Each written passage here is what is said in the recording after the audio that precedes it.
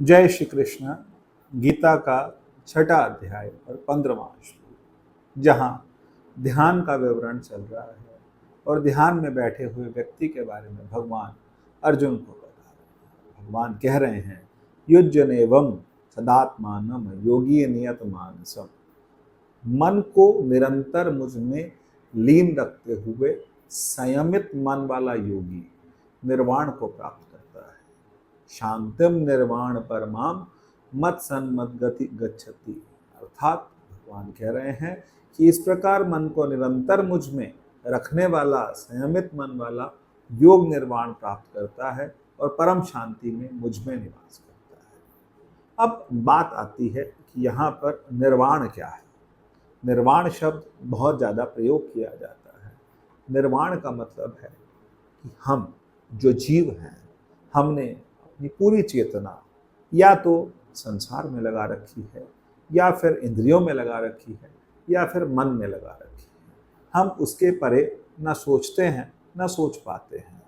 यदि हमने पूरी ऊर्जा बाहर ही लगा रखी है तो फिर हम निर्वाण को प्राप्त नहीं करते, क्योंकि हमने भोगों में स्वयं को पूरी तरह से रत किया हुआ है। जब हम भोगों में पूरी तरह लगे रहते हैं, जब शरीर या शरीर से संबंधित भोगों में हम पूरी तरह लगे रहते हैं, ऐसी स्थिति में हम निर्वाण के बारे में सोच भी नहीं सकते। इसीलिए कहा भगवान ने कि जब मुझ में लीन करे, मुझ में मतलब परमात्मा में लीन करे, मुझ में मतलब अपने मन को उस स्वरूप में, उस परमात्मा के स्वरूप में, क्योंकि परमात्मा हम सबके अंदर है लेकिन हमें पता नहीं लगता।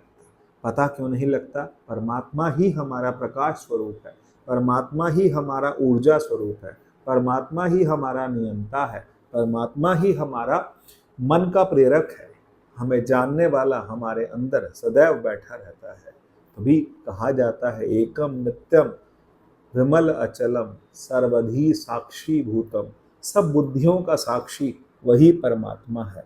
ये जो आराधना है, ये जो श्लोक है, ये सिर्फ गुरु के लिए नहीं है, ये परमात्मा के लिए भी है कि एकम नित्यम विमल अचलम सर्वधी साक्षी भूतम भावातीतम त्रिगुण रहितम। तो ये त्रिगुणों से रहित है। जब हम यहाँ तक पहुँचने लगते हैं तब हम निर्वाण को प्राप्त करने लगते हैं। तो निर्वाण का मतलब है कि जब हम इनसे परे चले जाएं, तो परे जाने के लिए हमें कुछ समय ऐसा निकालना होगा जिसमें हम ध्यान में बैठें और ध्यान में बैठ करके अपने आप को शरीर से, संसार से, मन से, बुद्धि से अलग करते हुए अपनी उस चेतना को पहचानने का प्रयास करें।